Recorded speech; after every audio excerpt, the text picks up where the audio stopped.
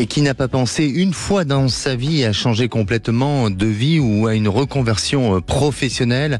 Je crois que ça nous arrive à tous d'arriver à penser, à vouloir changer des choses dans notre existence et à essayer de trouver une stabilité professionnelle, à devoir faire face parfois à de la pénibilité ou d'être face à une mauvaise ambiance ou une perte de confiance ou dans un cas ou un contexte le plus difficile, être face à du harcèlement en entreprise. Eh bien, on va parler aujourd'hui de reconversion professionnelle avec notre première auditrice. Bonjour Clotilde.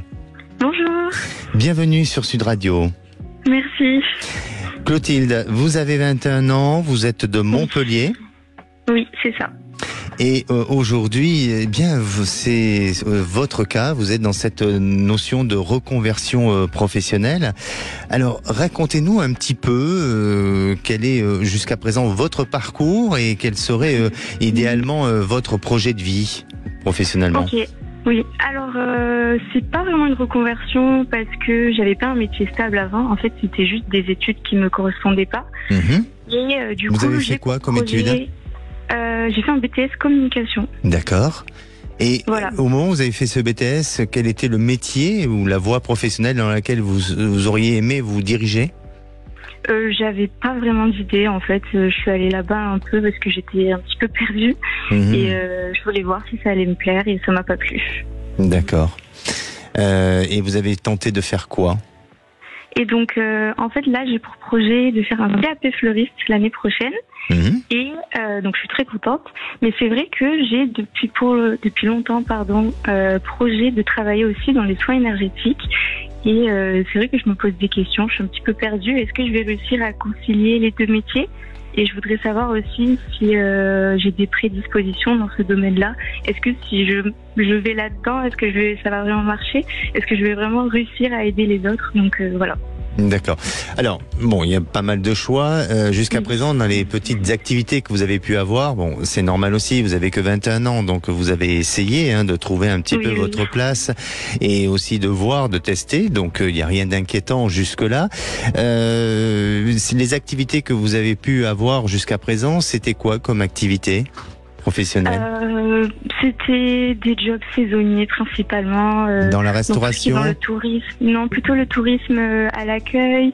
Ou alors j'ai travaillé comme vendeuse aussi. Mais c'était juste histoire de pouvoir faire un petit peu de sous avant de pouvoir savoir ce que je veux vraiment faire et me lancer plus tard. D'accord.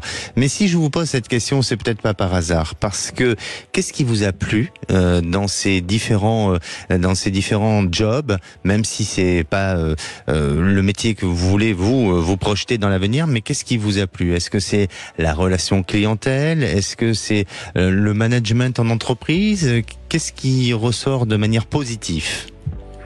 Je saurais pas trop vous dire. Parce que peut-être le contact avec les clients, oui, c'est ce qui m'a plu. Mais c'est vrai que ce rapport vendre un produit, c'est ça qui fait que ça me donne pas forcément envie de le faire et que plutôt travailler dans des soins, c'est différent. Donc c'est plus comme ça, oui. D'accord.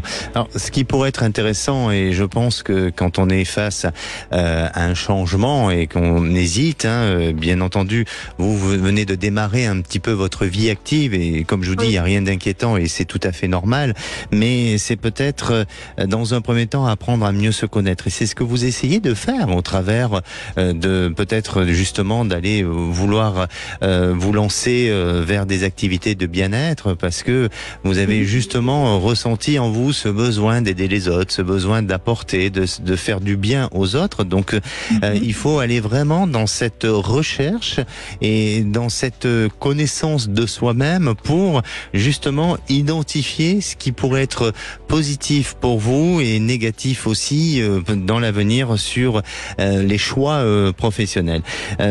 Aussi, peut-être même si c'est encore un peu tôt, mais faire un bilan de compétences, ça peut vous aider pour justement refaire ressortir tout ce qui est d'ordre positif et des points négatifs, et puis de se faire accompagner vraiment, ou de se faire conseiller, de se faire aider par les bonnes personnes pour qu'elles puissent vous donner aussi la capacité et la possibilité d'avoir un avis extérieur, neutre, mais vous permettant aussi de pouvoir bien réfléchir. Alors, vous me parlez de fleuriste pour ce métier-là. Vous-même, vous avez déjà eu une expérience, vous avez déjà fait un stage au sein chez un fleuriste? Oui. Cette année, j'ai fait un stage de 2 mois chez une fleuriste, justement pour apprendre à découvrir le métier, si finalement ça me plaît. Et je me suis régalée, donc oui, je suis très contente. Qu'est-ce qui vous a plu le plus?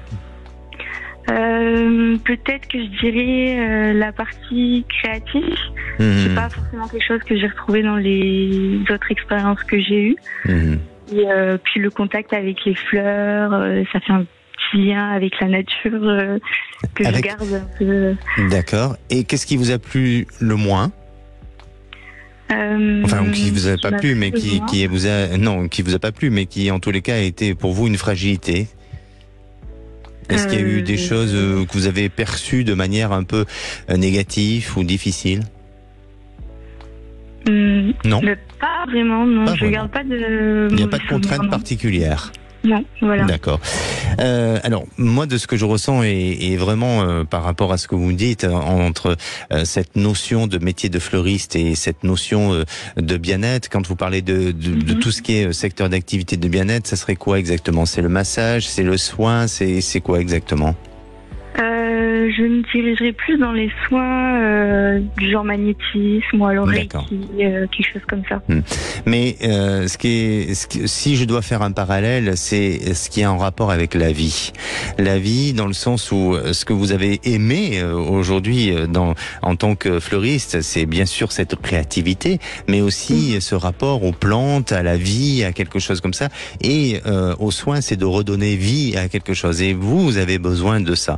Alors il faut laisser évoluer les choses. Et moi je sens que dans un premier temps, passer cet examen en tant que fleuriste, c'est un CAP que vous voulez passer. Oui. C'est bien. Faites-le parce que déjà vous en avez les capacités, donc sans problème. Et ensuite, il faut avancer progressivement pour que vous ne soyez pas à un moment donné frustré ou que vous ne soyez pas dans de mauvaises expériences. Et je sens que aujourd'hui, ce métier en tant que fleuriste vous est peut-être, en tous les cas, c'est ce qui va le plus se rapprocher à votre épanouissement et aussi au souhait de vous réaliser dans l'instant T. Et puis, en parallèle, peut-être commencer à faire des formations pour que bien plus tard, vous puissiez peut-être à un moment donné vous mettre à votre compte et ouvrir un cabinet, tout ce qui est soins énergétiques ou d'autres choses, peut-être même la naturopathie, vous voyez, tout ce qui touche à la notion des plantes, des huiles essentielles, où il y a quelque chose qui pourrait ressortir par rapport à ça. Mais c'est encore un peu prématuré. C'est pour ça que n'allez pas trop vite, même si c'est normal, vous êtes impatiente de découvrir votre devenir, d'avancer dans la vie, d'exister et puis de vous réaliser aussi. Et c'est preuve d'ambition, c'est preuve de courage aussi. Faites-le, mais c'est pas grave si vous changez de métier. Bien au contraire, ça vous fera plusieurs bagages et plusieurs compétences, et ça vous donnera beaucoup plus de possibilités, d'opportunités pour plus tard. Donc pour moi, vous êtes sur le bon chemin. Ok. Mais ça c'est mon ressenti. Oui. Bien sûr. N'hésitez pas à vous faire conseiller, n'hésitez pas à vous faire aider. Et puis, actuellement, vous êtes en activité ou pas? Non, du coup, parce que j'étais censée le faire cette année, et comme j'ai pas pu, je fais des stages et je travaille un petit peu. D'accord.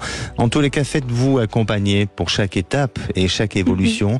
Ne restez pas trop dans l'hésitation, dans les doutes ou dans les remises en question, et suivez votre cœur, suivez votre inspiration et faites comme il vous semble bon de faire. D'accord. Merci. Merci à vous, Clotilde. Prenez soin de vous. Merci. À vous aussi. Au revoir. Merci.